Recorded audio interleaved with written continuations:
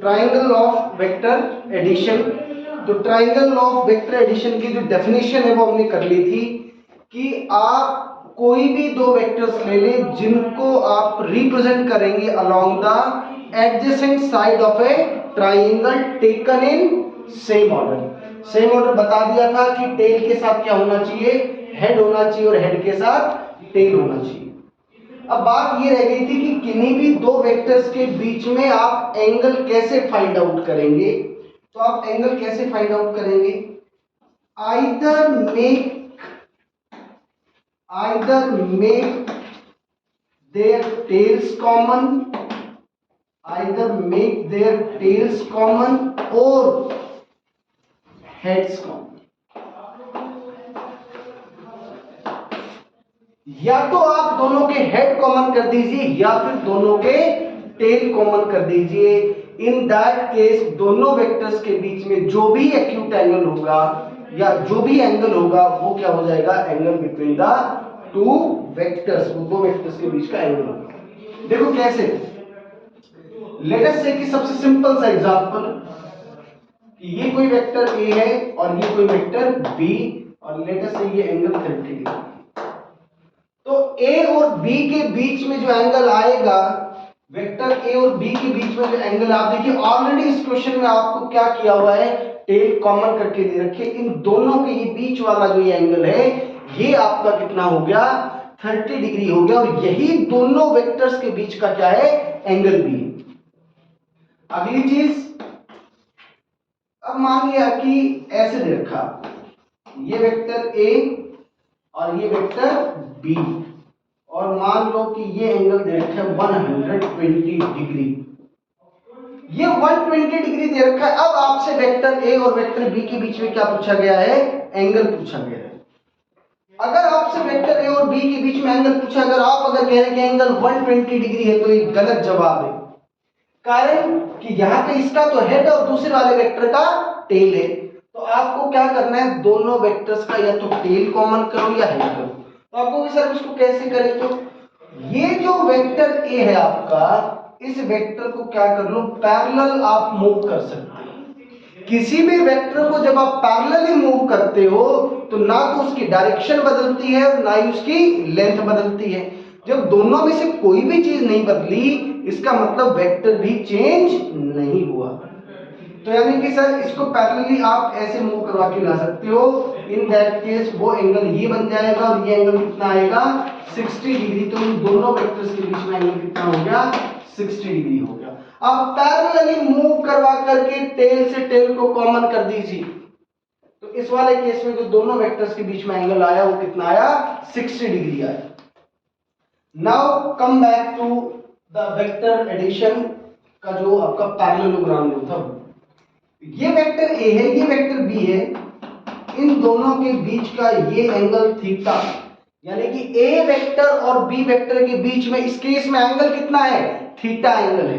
कितना एंगल है, theta angle है। क्लियर है। तो अब इन दोनों का रिजल्टेंट अपने को फाइंड आउट करना है। तो ये बात तो क्लियर होगी कि सर देखो वेक्टर ए को और वेक्टर बी को हमने क्या कर दिया, along the adjacent side of A triangle represent कर दिया। उनका जो रिजल्टेंट आएगा that will be along the third side of the triangle taken in opposite order। Order कैसा होगा, ऑपोजिट ऑर्डर होगा। तो ये ऑपोजिट ऑर्डर आ गया, आपने टेल को टेल के साथ और हेड को हेड के साथ कॉमन कर दिया, ये रिजल्टेंट बताएगा आपको। लेकिन जो आपने रिजल्टेंट बताया है सर, वो रिजल्टेंट वेक्टर में तो दो चीजें होनी चाहिए, एक उसका मैग्नीट्यूड होना चाहिए और दूसरी उसकी डायरेक्शन होनी चाहिए। तो मैग्नीट्यूड के लिए हमने क्या कहा था कि भैया magnitude is directly proportional to the length of that vector. यानी कि अगर मैं लेंथ निकाल दूं यहां पर कौन से वेक्टर की, आर वेक्टर की, यानी कि ये मान लेते हैं कोई पॉइंट ओ है, ये कोई पॉइंट पी है, ये कोई पॉइंट क्यू है। तो यानी कि ये जो रिजल्टेंट वेक्टर आएगा, ये जो रिजल्टेंट वेक्टर आपका आएगा, ये तो अगर आप length O R, length O Q निकाल देते हो तो बात बन जाएगी। तो यानी कि सर जो रिजल्टेंट वेक्टर है जिसका मैग्नीट्यूड अपन ऐसे लिखते हैं, ये मैग्नीट्यूड किसके बराबर आने वाला है, ये लेंथ ओ क्यू के बराबर है। मैंने वेक्टर ए लिखा है तो उसका मैग्नीट्यूड किसके बराबर होगा, ए के बराबर। वेक्टर बी लिखा है तो उसका मैग्नीट्यूड बी के बराबर। वेक्टर आर लिखा है तो उसका मैग्नीट्यूड आर के बराबर, उससे रिप्रेजेंट करेंगे। तो अब हमारा काम है ये OQ फाइंड आउट करना। इसके लिए क्या करते हैं, हम यहां से Q से एक परपेंडिकुलर यहां ड्रॉप कर दिया। Let this point B M। ये पॉइंट क्या हो गया, M हो गया। तो आप देखो कि ये वेक्टर B है तो ये लेंथ B हो गई और ये लेंथ A हो गई। यानी कि सर OP तो किसके बराबर आएगा, OP तो A के बराबर आ गया। PQ आपका B के बराबर। ये लेंथ A है। अच्छा ये एंगल भी मान लेते हैं बेटा, ये एंगल क्या है, अल्फा एंगल है, जो रिजल्टेंट वेक्टर बना रहा है किसके साथ, वेक्टर A के साथ। तो भाई अब आप देखें कि triangle OQM, in triangle OQM जो ट्रायंगल है, इस ट्रायंगल के अंदर आप पाइथागोरस थ्योरम लगाइए तो क्या आएगा, OQ का स्क्वायर बराबर QM का स्क्वायर प्लस OM का स्क्वायर। देखिए जरा पाइथागोरस थ्योरम सही लगी है कि नहीं। ये आपका हाइपोटेन्यूज हो गया, ये टोटल लेंथ कितनी हो गई, OM हो गई, और ये लेंथ QM हो गई। तो ये मैंने पाइथागोरस थ्योरम लगा दिया। OQ तो बेसिकली क्या है, आपका रिजल्टेंट ही उसका स्क्वायर है। QM जो लेंथ है इस वाले ट्रायंगल में देखिए ये लेंथ B है, तो बेटा ये वाली लेंथ आपकी कितनी आएगी, B sin थीटा, जबकि ये वाली लेंथ आपकी क्या आएगी, B cos of theta. B sin theta और B cos थीटा ये लेंथ आ गई ट्रिग्नोमेट्री की मदद से। तो ये जो QM जो है तो B sin थीटा है, तो B sin थीटा का स्क्वायर प्लस ये जो पूरी OM लेंथ है तो OP प्लस PM है। OP किसके बराबर है, A, और ये कितनी है, B cos थीटा। तो यानी कि A plus B cos theta का होल स्क्वायर। सो R स्क्वायर बराबर B square sine square theta, और ये A प्लस B का होल स्क्वायर लगाओ, A square plus B square cos square theta plus 2AB cos theta plus 2AB cos theta. ये B square sine square theta और ये B square cos square theta, इनको एक साथ रखते हैं, A स्क्वायर ये रख लिया और इसमें से भी मैंने B स्क्वायर कॉमन ले लिया। B स्क्वायर कॉमन लूंगा, यहां से बचेगा साइन स्क्वायर थीटा प्लस ये बच गया आपका cos square theta plus 2AB cos theta. So R square is equal to A square plus ये sine square theta plus cos square theta क्या बन चुका है, ये 1 बन चुका है, plus 2AB cos theta plus 2AB cos theta. यानी कि सर रिजल्टेंट किसके बराबर आया, under root of A square plus B square plus 2AB cos of theta. R is equal to under root of A square plus B square plus 2AB cos theta.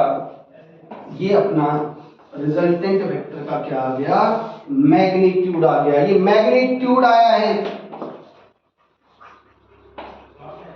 तो अगर vector A और vector B theta angle पर है तो उनके resultant का formula सब लोग बताएं, under root of A square plus B square plus 2AB cos theta. तो सर ये तो मैग्नीट्यूड आ गया। अभी एक काम और बच गया, वो काम ये बचा हुआ है कि आपको क्या बताना है, डायरेक्शन और बतानी है। क्या बताना है, डायरेक्शन और बताना है। तो डायरेक्शन यानी कि अल्फा, ये अल्फा बताना है। तो ये निकालने के आपके पास दो तरीके हैं। The very first method is कि sir tangent of alpha is equal to tan alpha किसके बराबर होगा, परपेंडिकुलर यानी कि b sin theta upon base a plus b cos theta.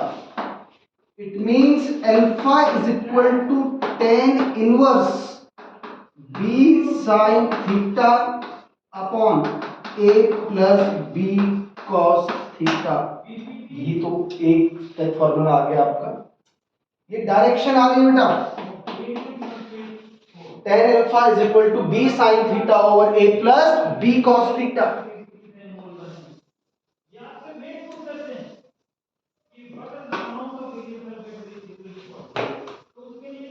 Now एक और फॉर्मूला लिखा जा सकता है, वो साइन की फॉर्म में लिखा जा सकता है.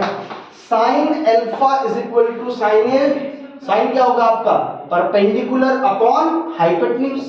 परपेंडिकुलर क्या है, परपेंडिकुलर b sin थीटा है और हाइपोटेन्यूज r है आपका. ये फॉर्मूला यानी कि alpha is equal to sine inverse b sin theta upon r. ये फॉर्मूला तब बहुत यूजफुल है जब आपको रिजल्टेंट वेक्टर का क्या पता हो, मैग्नीट्यूड पता हो. It is useful when magnitude of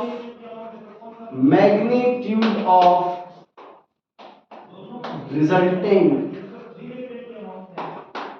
is known to us. इस फॉर्मूले का तभी इस्तेमाल करें. Alpha equal sign inverse b sin theta upon r. Clear है ये? अब हम यहां से देखो अलग अलग केस बनाते हैं. चलो मैं आपसे एक बात पूछता हूं. पहला हम करते हैं very first case. If two vectors are in the same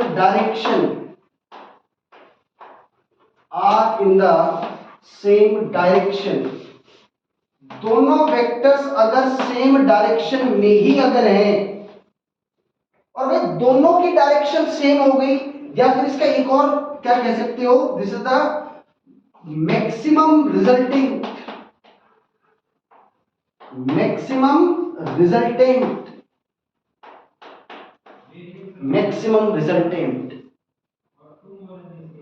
देखो थीटा की वैल्यू उस केस में कितनी बन जाएगी आपकी, थीटा बिकम्स 0 डिग्री. यानी कि ये वेक्टर ए है और इसी डायरेक्शन में एक दूसरा वेक्टर बी भी है. तो उस केस में रिजल्टेंट क्या आएगा, उसका क्या मैग्नीट्यूड आएगा, क्या डायरेक्शन आएगी. तो डायरेक्शन तो क्लियर है, जब दोनों ही वेक्टर्स की डायरेक्शन एक ही है तो रिजल्टेंट की डायरेक्शन भी सेम ही होगी. तो रिजल्टेंट वाला फॉर्मूला लगाओ, under root of A square plus B square plus 2ab cos of 0 degree. Cos 0 degree कितना होगा 1. Cos 0 degree 1. तो ये क्या बन गया, under root of A square plus B square plus 2ab. और ये क्या बन गया, a प्लस बी का whole square. a plus B का होल स्क्वायर क्या हो गया आपका, a plus B. This is the maximum possible resultant. यानी कि सर जब दोनों वेक्टर्स सेम डायरेक्शन में हो तो सिंपली उनके रिजल्टेंट को क्या कर दिया जाए, उनको सिंपली ऐड कर दिया जाए.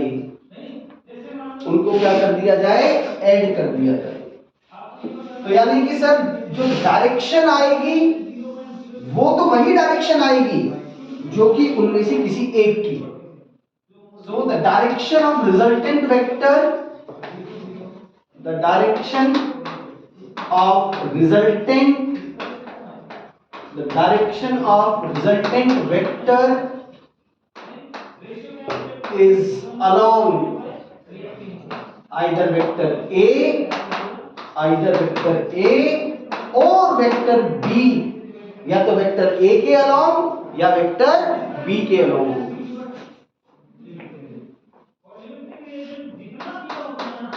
मैग्नीट्यूड सिंपली R वेक्टर का रिजल्टेंट का मैग्नीट्यूड किसके बराबर आ जाएगा, A जमा B.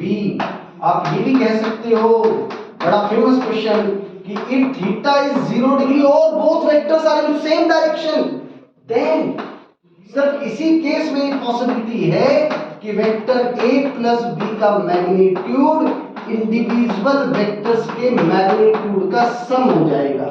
इसके अलावा पॉसिबल नहीं. इसके अलावा पॉसिबल नहीं है अगर दोनों नॉन जीरो वेक्टर्स हैं। भाई अगर एक वेक्टर जीरो हो गया फिर तो कोई बात ही नहीं है। अगर भाई a प्लस बी में a कोई जीरो हो गया फिर भी बात सही है, बट हम बात कर रहे हैं non zero vectors.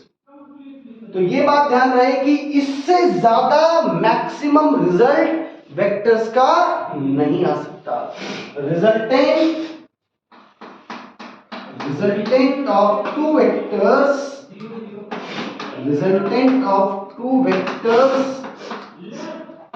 cannot be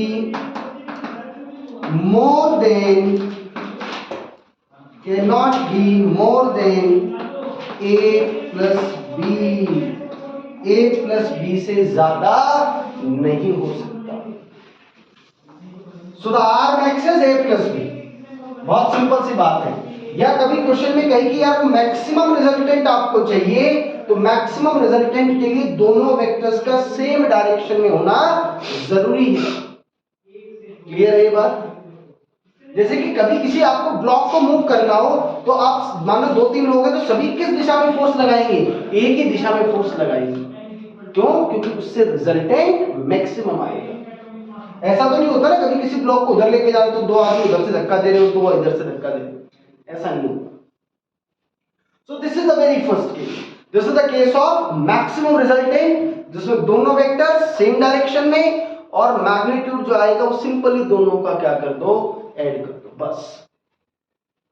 for example कि किसी पॉइंट पर एक तो 4 न्यूटन फोर्स लग रही है और एक और फोर्स लग रही है 3 न्यूटन, तो भैया रिजल्टेंट जो आएगा वो कितना आ जाएगा? 7 न्यूटन आ जाएगा। सिंपल ऐड कर दिया। Now the second case,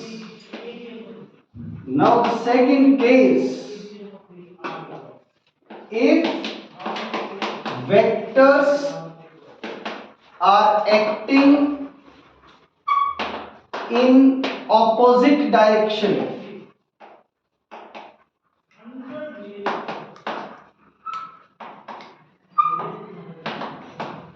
vectors की डायरेक्शन क्या है? Opposite direction.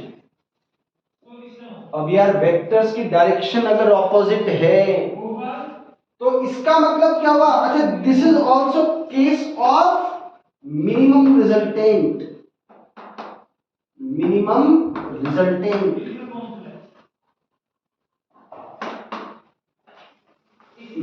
रिजल्टेंट का भी यही केस है। अब एक वेक्टर बेटा ए इधर लाई कर रहा है, दूसरा इससे ऑपोजिट डायरेक्शन में बी ये, तो इन दोनों के बीच में देखो दोनों के हेड्स कॉमन है। थीटा की वैल्यू कितनी आ चुकी है? 180 डिग्री। कितनी आ गई थीटा की value? 180 degree. So the resultant is under root of A square plus B square plus 2ab cos of 180 degree. cos 180 degree की वैल्यू क्या आएगी? -1। तो ये क्या हो गया? Under root of A square plus B square minus 2ab। So mod of resultant is equal to what? Mod of a minus b, क्योंकि वो a माइनस b का होल स्क्वायर आ रहा है। मैंने मॉड का साइन इसलिए लगाया क्योंकि हमें नहीं पता कि वेक्टर a का मैग्नीट्यूड बड़ा है या वेक्टर b का मैग्नीट्यूड बड़ा है। ठीक बात है। सो आप ये भी कह सकते हो कि sir r minimum is equal to mod of a minus b। अब दूसरी बात डायरेक्शन। दूसरी बात क्या हो गई? डायरेक्शन। तो डायरेक्शन कैसे डिसाइड करें? अगर a वेक्टर का मैग्नीट्यूड b से बड़ा है then resultant vector is along vector a। भाई जिधर ज्यादा फोर्स लग रही है उधर मैग्नीट्यूड ही उधर ही क्या आएगा? नेट डायरेक्शन आएगी। अगर मैग्नीट्यूड ऑफ b बड़ा है मैग्नीट्यूड ऑफ a से then resultant vector is along vector b, तो फिर रिजल्टेंट वेक्टर b के अलॉन्ग आएगा। अरे आ रही है क्या बात समझ में? अरे आ रही है क्या? आप बोल सकते हो, ठीक है। तो b के अलॉन्ग डायरेक्शन आ जाएगी, ठीक। अगली इंपॉर्टेंट बात कि r मिनिमम से कम रिजल्टेंट पॉसिबल नहीं है। r मिनिमम से कम रिजल्टेंट नहीं हो सकता। यानी कि जब वेक्टर्स ऑपोजिट डायरेक्शन में एक्ट कर रहे होंगे, that will be the case of minimum resultant. वो किसका केस है? वो मिनिमम रिजल्टेंट का केस है, वो मिनिमम रिजल्टेंट का केस है। ओके, तो यानी कि सर किन्हीं भी दो वेक्टर्स का रिजल्टेंट r मैक्स हो सकता है और मिनिमम r मिन हो सकता है। इट मींस कि सर r की वैल्यू बड़ी होनी चाहिए किससे? r मिनिमम से, बट छोटी या बराबर होनी चाहिए किससे? r मैक्सिमम से। ये कब पॉसिबल है? चलो ये ऐसे कर लो इसको। और r मिनिमम क्या है आपका? Mod of a minus B and it is less than a plus B. a minus B से a प्लस बी के बीच में ही एक्ट करना चाहिए, ठीक बात है। एक केस और बन सकता है, case third, if vector a is perpendicular to vector b। भैया परपेंडिकुलर बोल लो या ऑर्थोगोनल भी कहा जाता है। ऑर्थोगोनल का मतलब भी परपेंडिकुलर ही होता है। It means in this case theta की वैल्यू क्या हो गई? 90 डिग्री। उस केस में वेक्टर्स ऐसे होंगे बेटा, देखो ये लेटर से वेक्टर a, ये वेक्टर b, ये भी पैरेललोग्राम से बताएंगे डायरेक्शन कैसे आई। ये आपका वेक्टर r और ये एंगल अल्फा। तो रिजल्टेंट वेक्टर का मैग्नीट्यूड कैसे आया?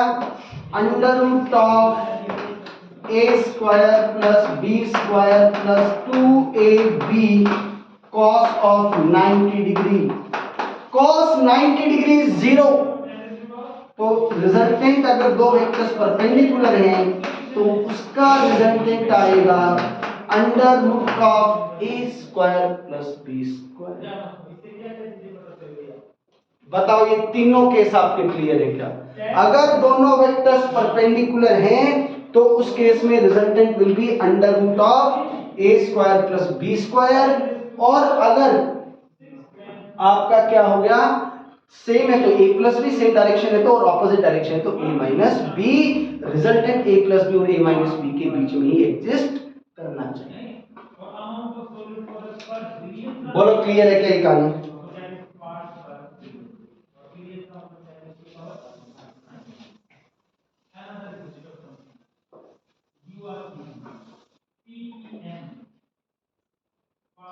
देखो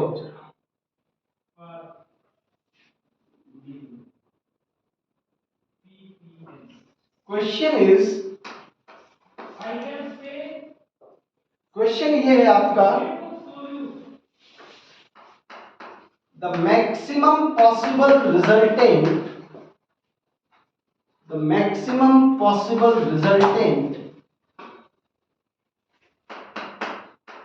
of two forces is 16 Newton and minimum possible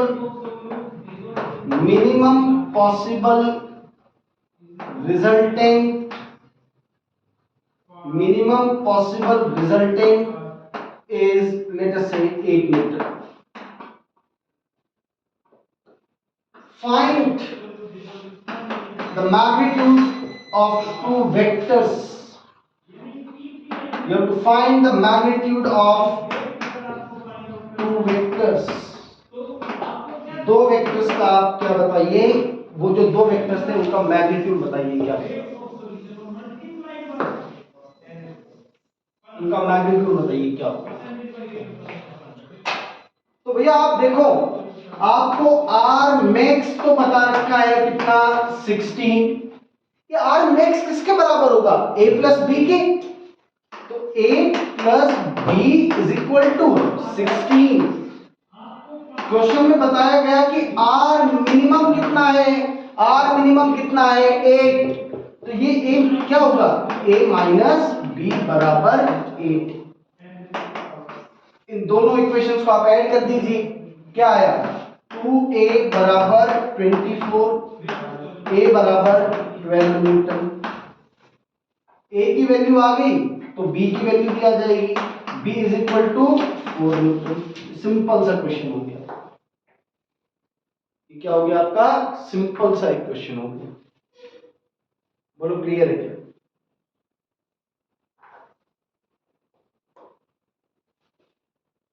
maximum दे रखा हो तो a प्लस भी रखें, मिनिमम दे रखा है तो a माइनस। ठीक है, सिद्धार्थ कर रहे हो आप? कर रहे हैं। कर लिया, इधर से नोट कर लिया।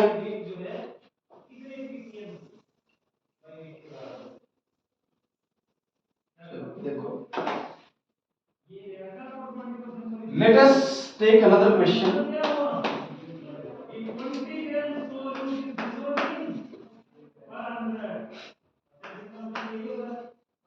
The resultant of two vectors, बड़ा ही important question,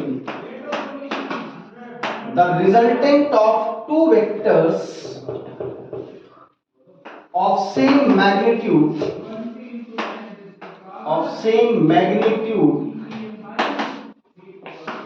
is equal to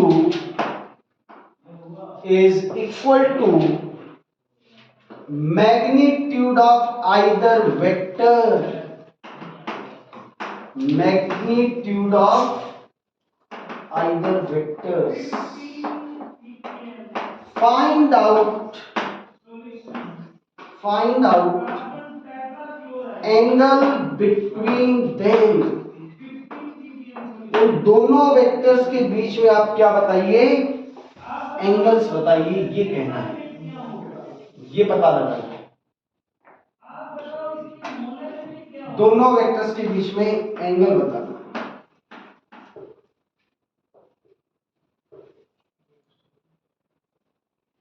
कैसे बताएं? देखो बात समझ में आ गया क्या कहना चाह रहा है, कह रहे कि आपके पास दो वेक्टर्स हैं, दोनों का मैग्नीट्यूड क्या है, सेम है, कितने एंगल पर एक्ट करें कि रिजल्टेंट का मैग्नीट्यूड भी उसी के बराबर आ जाए। चलो मैं कहता हूं कि आप चलो दो वेक्टर्स क्या मान लो बेटा, वेक्टर ए और वेक्टर ए, दो मान लिया, मैग्नीट्यूड दोनों का सेम है, रिजल्टेंट भी सेम आना चाहिए।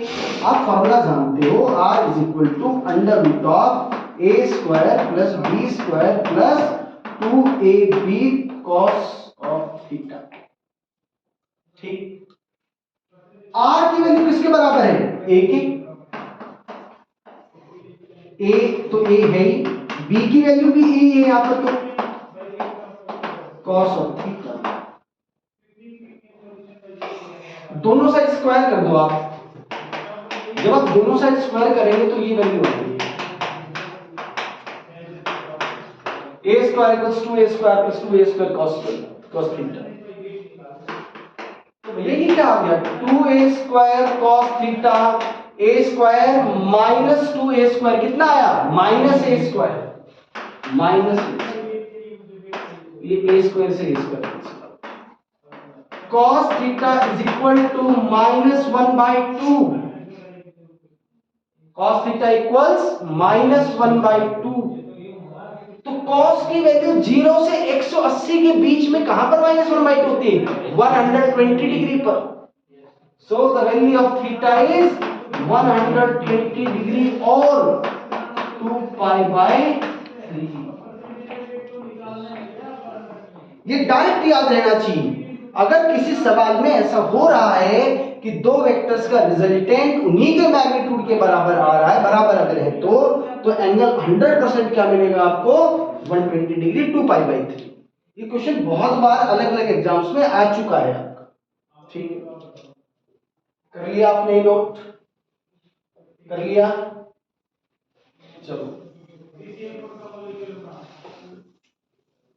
चलो इस क्वेश्चन में तो हमें दे रखा था कि रिजल्टेंट उसी के बराबर है। अब अपने को ये कह रखा है क्या,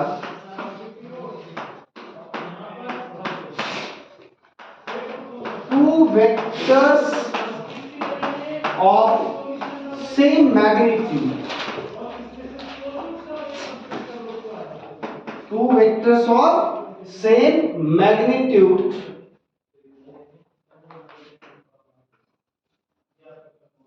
having angle theta between them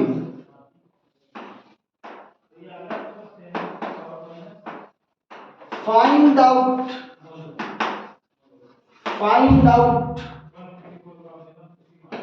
the magnitude of resultant vector, magnitude of resultant vector,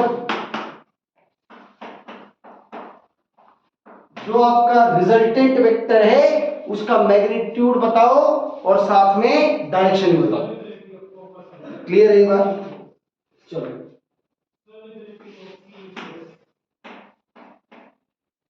let us से ये वेक्टर ए और ये वेक्टर बी, ये भी बताएंगे पैरेललोग्राम लो में कि इनका जो रिजल्ट, अच्छा दोनों का जो मैग्नीट्यूड है वो तो सेम ही है, वो इसके अलोंग आ रहा है, ये रिजल्टेंट आ रहा है और इन दोनों के बीच में एंगल कितना था थीटा और ये रिजल्टेंट कितना है alpha. Mod of A vector बराबर मॉड ऑफ बी वेक्टर है, मान लो कितना है बेटा, वो ए ही मान लिया। दो बराबर जो वेक्टर थे, जो बराबर मैग्नीट्यूड के जो दो वेक्टर्स थे वो ए और ए आपने मान लिए। पहले इसका मैग्नीट्यूड निकालते हैं, तो मैग्नीट्यूड आप कैसे निकालेंगे, mod of R is equal to under root of a square plus b की जगह में a कितना होगा 2a cos ऑफ थीटा। बोलो ये बात समझ में आई क्या? बोलो बेटा। Yes. So mod of r is equal to under root of 2a square plus 2a square cos theta. तो एक बात देखो, इस a स्क्वायर को बाहर ले आओ क्या, अरे इस स्क्वायर को क्या करो बाहर ले आओ, तो बाहर आके क्या बन जाएगा a बच जाएगा। अंडर रूट ऑफ 2 कॉमन ले लिया 1 प्लस cos थीटा। अब एक ट्रिग्नोमेट्रिक आइडेंटिटी है, आप लोगों ने शायद पढ़ी भी, ट्रिग्नोमेट्री में पढ़ाई भी थी कि 1 plus cos theta is equal to twice of cos square theta by 2। 1 plus cos theta is equal to twice of cos square theta by 2। ये याद होनी भी चाहिए आपको और शायद भूली भी है। a अंडर रूट ऑफ 2, इस पूरे की जगह क्या लिख दूं 2 cos square theta by 2, तो ये 2 और 2 पर बाहर आ गया 2a cos theta by 2। ये फॉर्मूला भी बड़े काम का है आपका।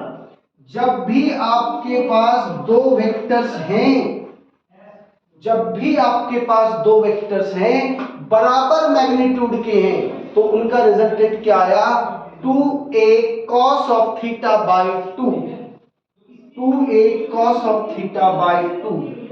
व्हाट अबाउट एंगल, अब दोनों के बीच का क्या बताना है एंगल। बराबर मैग्नीट्यूड अगर है ना तो हमेशा ध्यान रखना that will be always along angle bisector, along angle bisector।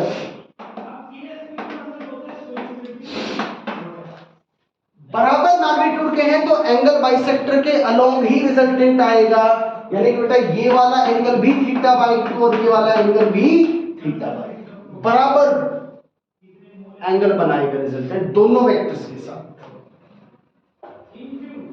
So the magnitude is 2a cos theta by 2 और direction along the angle bisector, यानी कि दोनों के बीच में 60 डिग्री था तो ये 30 आएगा और ये भी 30 आएगा। ठीक बात है। चलो अब अपन इसके और 2-3 केस करेंगे।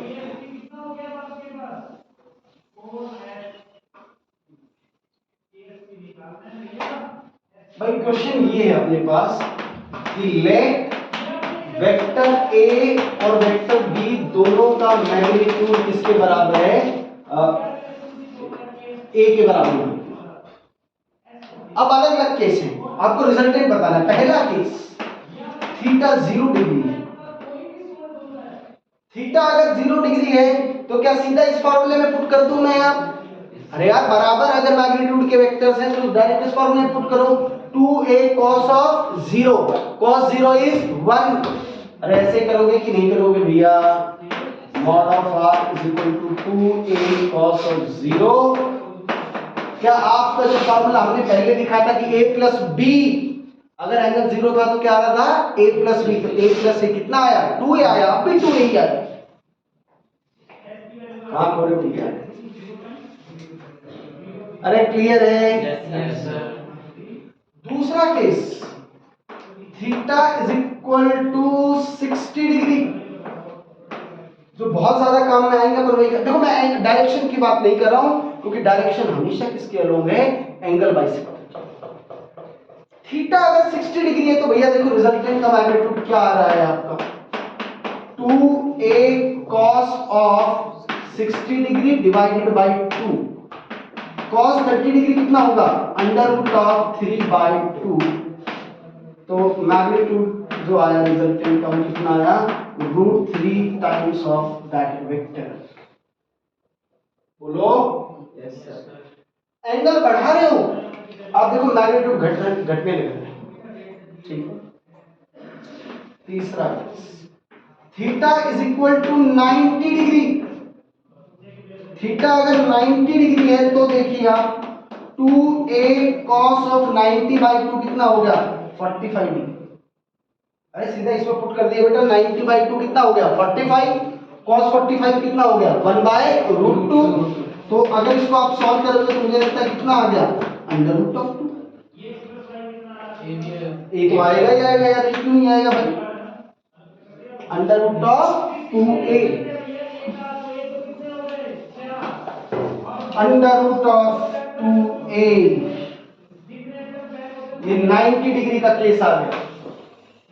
अगला, अगर उन दोनों के बीच में एंगल कितना है? 120 डिग्री, तो उस केस में रिजल्टेंट क्या आएगा? 2a cos of 60 degree. 60 degree कितना होगा? 1/2। ये कितना आ गया? a। क्या हमने अभी थोड़ी देर पहले क्वेश्चन किया उसका भी तो यही आया था। 120 डिग्री अगर था तो रिजल्टेंट वही आएगा जो उनके मैग्नीट्यूड के बराबर आया था, वो यहां से भी आ गया। अगर थीटा आपका 180 डिग्री है, ऑपोजिट है, तो मॉड ऑफ r 0 डिग्री आ जाएगा क्योंकि cos 90 0। और ये होना भी चाहिए कि बराबर के फोर्सेस अगर आपके ऑपोजिट डायरेक्शन में काम करेंगे तो रिजल्टेंट 0 होगा। इस केस को बोलते हैं vectors are equal and opposite, equal in magnitude and opposite in direction. Equal and opposite vectors का रिजल्टेंट क्या आएगा? 0 आएगा। कितना रिजल्टेंट आएगा? 0। क्या टाइम हुआ है? तो जितना आपको ये काम करवाया गया है यही काम आपको दोबारा से क्या करना है? लिख करके देखना है, एक ही चीज आपको याद आनी चाहिए। ठीक है, इतना करते हैं, बाकी फिर नेक्स्ट क्लास में।